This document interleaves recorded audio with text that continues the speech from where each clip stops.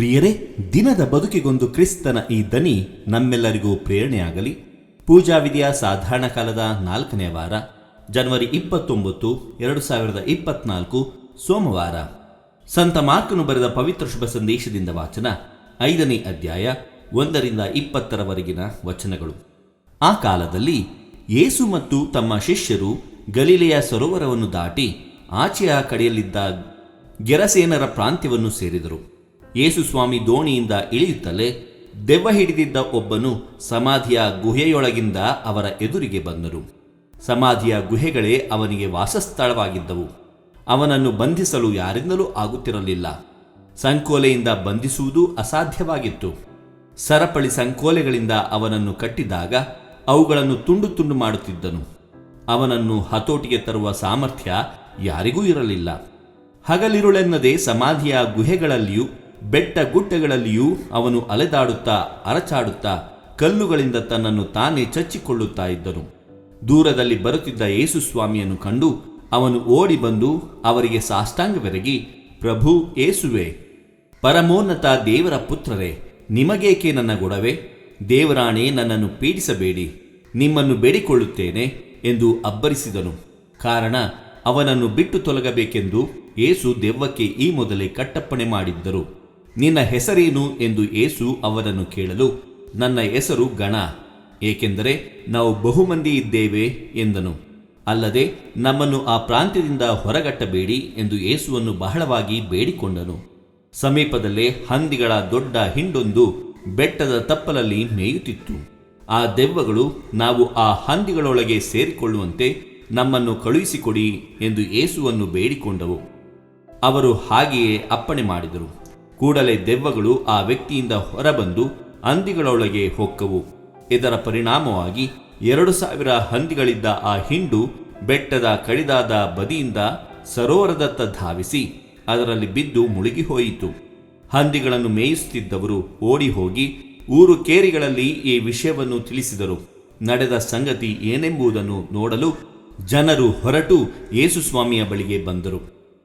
ದೆವ್ವಗಣದಿಂದ ಪೀಡಿತನಾಗಿದ್ದವನು ಈಗ ಬಟ್ಟೆಯನ್ನು ತೊಟ್ಟುಕೊಂಡು ಸ್ವಸ್ಥ ಬುದ್ಧಿಯುಳ್ಳವನಾಗಿ ಕುಳಿತಿರುವುದನ್ನು ಕಂಡು ಅವರೆಲ್ಲರೂ ಗಾಬರಿಗೊಂಡರು. ನಡೆದುದನ್ನು ಕಣ್ಣಾರೆ ನೋಡಿದವರು ದೆವ್ವ ಹಿಡಿದಿದ್ದವನು ಸ್ವಸ್ಥನಾದ ವಿಧವನ್ನು ಮತ್ತು ಹಂದಿಗಳಿಗಾದ ಗತಿಯನ್ನು ಅವರಿಗೆ ವಿವರಿಸಿದರು. ಇದನ್ನು ಕೇಳಿದ ಜನರು ಯೇಸುವಿಗೆ ತಮ್ಮ ಪ್ರಾಂತ್ಯವನ್ನು ಬಿಟ್ಟು ಹೋಗಬೇಕೆಂದು ಮನವಿ ಮಾಡಿಕೊಂಡರು. ಯೇಸು ದೋಣಿಯನ್ನು ಹತ್ತುತ್ತಿದ್ದಾಗ ದೆವ್ವ ಹಿಡಿದಿದ್ದವನು, ನನ್ನನ್ನು ನಿಮ್ಮ ಜೊತೆಯಲ್ಲೇ ಕರೆದುಕೊಂಡು ಹೋಗಿ ಎಂದು ಭಿನ್ನಯಿಸಿಕೊಂಡನು. ಯೇಸು ಅದಕ್ಕೊಪ್ಪದೆ, ನೀನು ನಿನ್ನ ಮನೆಗೂ ನಿನ್ನ ಸ್ವಜನರ ಬಳಿಗೂ ಹೋಗು. ಸರ್ವೇಶ್ವರ ನಿನಗೆ ಎಂಥ ಉಪಕಾರ ಮಾಡಿದ್ದಾರೆ, ಎಷ್ಟು ಕರುಣೆ ತೋರಿದ್ದಾರೆ ಎಂದು ಅವರಿಗೆ ವಿವರಿಸು ಎಂದರು. ಅಂತೆಯೇ ಅವನು ಹೊರಟು ಹೋಗಿ ಯೇಸು ತನಗೆ ಮಾಡಿದ ಮಹದುಪಕಾರವನ್ನು ದೆಕಪೋಲಿ ಎಂಬ ನಾಡಿನಲ್ಲಿ ಪ್ರಕಟಿಸಿದನು. ಕೇಳಿದವರೆಲ್ಲರೂ ಆಶ್ಚರ್ಯಚಕಿತರಾದರು. ಪ್ರಭುವಿನ ಶುಭ ಸಂದೇಶ. ಕ್ರಿಸ್ತರೇ ನಿಮಗೆ ಸ್ತುತಿ ಸಲ್ಲಲಿ. ಚಿಂತನೆ. ನಿಂದನೆಗಳನ್ನು ಪ್ರಾರ್ಥನೆಯನ್ನಾಗಿಸಿ ಸರ್ವೇಶ್ವರನಿಗೆ ಒಪ್ಪಿಸೋಣ. ಪ್ರಭು ಯೇಸು ಕ್ರಿಸ್ತರಲ್ಲಿ ನನ್ನ ಆತ್ಮೀಯ ಸಹೋದರ ಸಹೋದರಿಯರೇ, ಅಬ್ಷಾಲೋಮನ ಒಳಸಂಚಿನಿಂದ ದಾವೀದನು ಜೆರುಸಲೇಮಿನಿಂದ ತನ್ನ ಸೇವಕರ ಸಮೇತ ಪಲಾಯನ ಮಾಡಿ ಬಹುರೀಮಿಗೆ ಬಂದಾಗ ಸೌಲನ ವಂಶದವನು ಗೇರನ ಮಗನೂ ಆದ ಶಿಮ್ಮಿ ಎಂಬುವನು ದಾವೀದನನ್ನು ಶಪಿಸುವ ದೃಶ್ಯವನ್ನು ನಾವು ಮೊದಲನೆಯ ವಾಚನದಲ್ಲಿ ಓದುತ್ತೇವೆ. ಶಪಿಸುವ ಶಿಮ್ಮಿಯನ್ನು ಕಂಡು ದಾವೀದನು ಹೀಗೆ ಮಾಡಬೇಕೆಂದು ಸರ್ವೇಶ್ವರನೇ ಆಜ್ಞಾಪಿಸಿದ್ದಾರೆ. ಬಹುಶಃ ಸರ್ವೇಶ್ವರ ನನ್ನ ಕಷ್ಟವನ್ನು ನೋಡಿ ಈ ದಿನ ಶಾಪಕ್ಕೆ ಬದಲಾಗಿ ನನಗೆ ಶುಭವನ್ನು ಅನುಗ್ರಹಿಸಬಾರದೇಕೆ ಎನ್ನುತ್ತಾನೆ.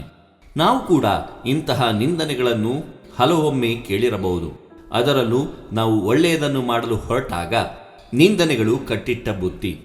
ನಾಯಿ ಬೊಗಳಿದರೆ ದೇವಲೋಕ ಹಾಳಾದೀತೆ ಎಂದುಕೊಂಡು ನಾವು ಒಳ್ಳೆಯದನ್ನೇ ಮುಂದುವರಿಸಬೇಕು.